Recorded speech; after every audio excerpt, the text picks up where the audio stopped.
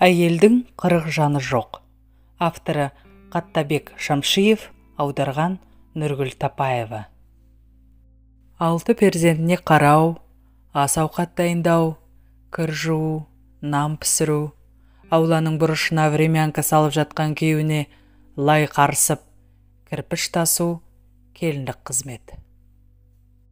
Бәрі мойнында. Анда-санда күйеуіне: «Дәрігерге қаралсам ба, белім шыдатпай тұр» дегенге: «Өлмейсің, әйелдің 40 жаны бар» деген жауап естейтін. Ауруға қақы болмаған соң, дерті қатты қысса да шыдауына тура келді.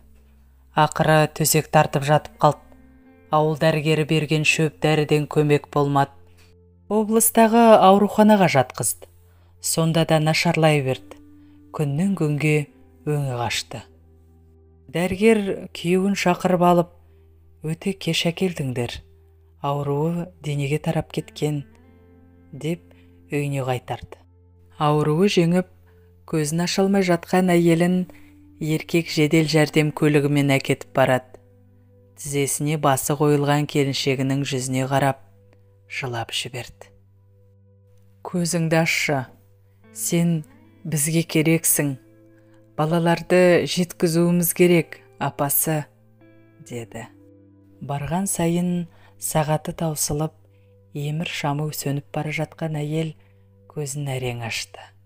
Күйеуінің күшті қолын әлсіз дірілдеген саусақтарының арасына алып, сәл ғана мұңлы жымиды. «Әкесі, балаларды сізге, сізді Құдайға тапсырдым. Қыздарыма бір сөзді жақсылап жеткізіңіз, өздеріне қарасын. Оларға айтыңыз, әйелдің 40 жаны жоқ екен. Олардың да бір ғана жаны бар. Сол жанды абайлап сақтасын, өздеріне қамқор болсын». Әйтпесе, әйел сөзін аяқтай алмады.